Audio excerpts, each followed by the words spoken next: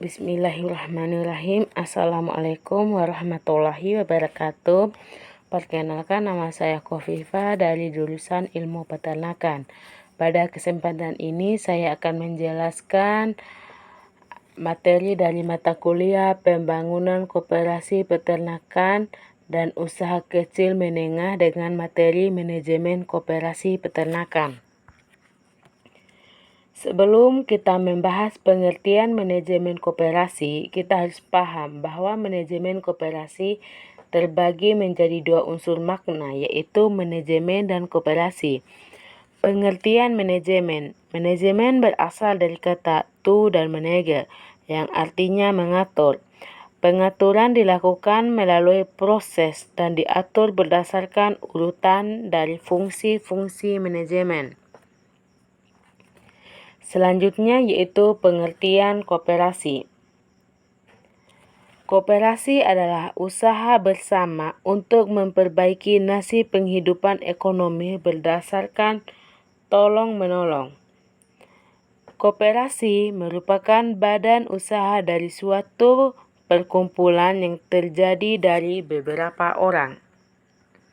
Selanjutnya yaitu asas koperasi. Istilah asas bisa diartikan sebagai sesuatu yang menjadi tumpuan pemikiran. Dalam peraturan perundang-undangan selalu ditegaskan bahwa asas koperasi adalah kekeluargaan. Materi selanjutnya yaitu prinsip dasar manajemen koperasi. Yang ada 7. Yang pertama yaitu keanggotaan bersifat sukarela dan terbuka. Koperasi akan menerima setiap anggotanya secara terbuka untuk siapapun yang ingin menjadi anggota tanpa memandang status sosial masyarakat. Yang kedua yaitu pengelolaan dilakukan secara demokrasi.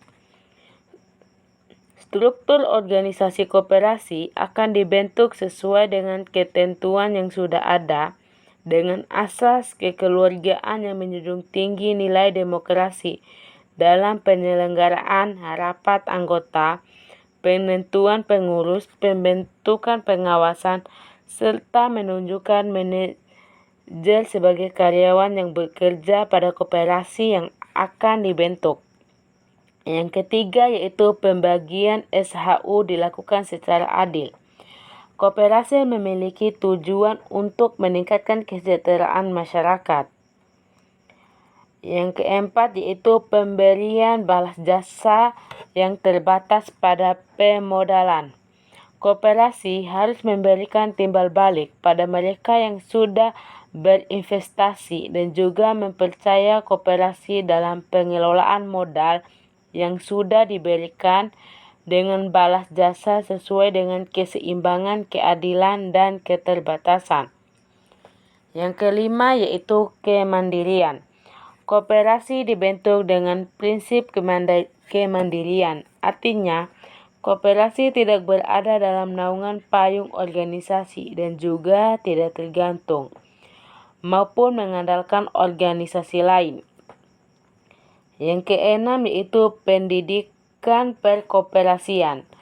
Koperasi memiliki arah dan juga tujuan untuk bisa bekerja sama dalam pengelolaan setiap operasional koperasi yang bersifat positif. Yang ketujuh yaitu kerjasama antar koperasi.